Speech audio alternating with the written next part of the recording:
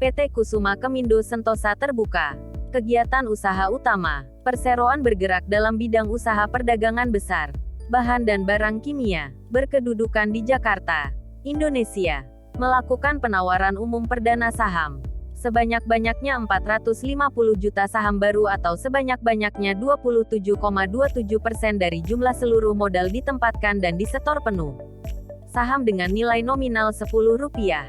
Setiap saham yang ditawarkan kepada masyarakat dengan kisaran harga penawaran sebesar Rp100 sampai dengan Rp130.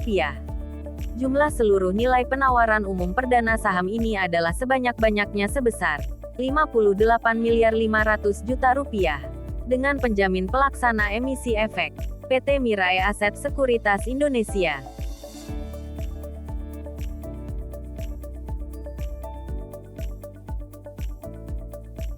Selanjutnya dari laporan posisi keuangan perseroan. Dari sisi total aset perseroan mengalami penurunan di tahun 2020. Sejalan dengan aset, liabilitas juga mengalami penurunan dari tahun ke tahun. Dengan ekuitas yang mengalami peningkatan bahkan lebih besar dari sebelum pandemi di 2019 sekitar 20 miliar naik di 2021 ke angka sekitar 31 miliar.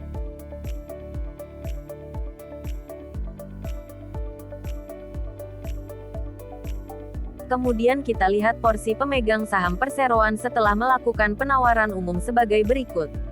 1. PT Catur Sentosa Adiprana.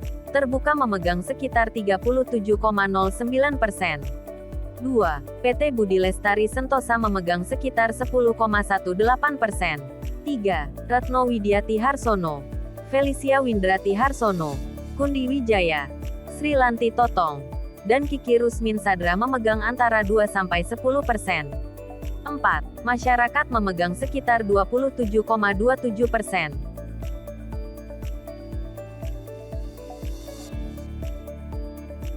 Kemudian dari laporan laba rugi perseroan. Dari pendapatan perseroan secara kuartalan mengalami peningkatan, tapi jika dilihat secara tahun ke tahun masih mengalami penurunan. Dari 2019 tertinggi di 270 miliar turun di 2021 ke 226 miliar. Kemudian dari net profit perseroan mengalami kerugian di 2020 sekitar negatif 7 miliar. Tapi hal tersebut berbalik positif di 2021 surplus 18 miliar pada tahun ini juga tampak perseroan melakukan pembagian dividen kepada pemegang saham.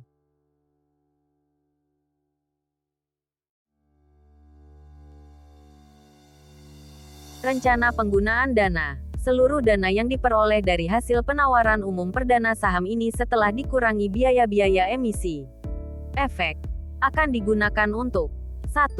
Sekitar 95% akan digunakan untuk modal kerja dalam rangka mendukung kegiatan operasional dan pengembangan bisnis perseroan dengan rincian antara lain untuk sekitar 30% untuk biaya operasional seperti gaji, biaya angkut, biaya kantor, biaya penjualan dan lainnya.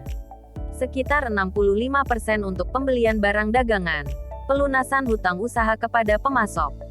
2. Sekitar 5% akan digunakan untuk pengembangan sistem informasi dan teknologi perseroan termasuk digitalisasi sistem IT untuk sales, delivery, inventory dan logistik.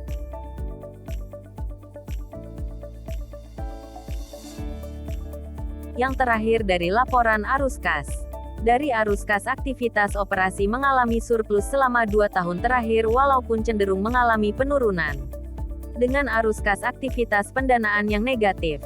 Artinya perseroan sedang melakukan pembayaran hutangnya dan tertulis di prospektus juga melakukan pembagian dividen. Dari arus kas aktivitas investasi perseroan positif di tahun 2021 hal itu dikarenakan perseroan melakukan penjualan asetnya.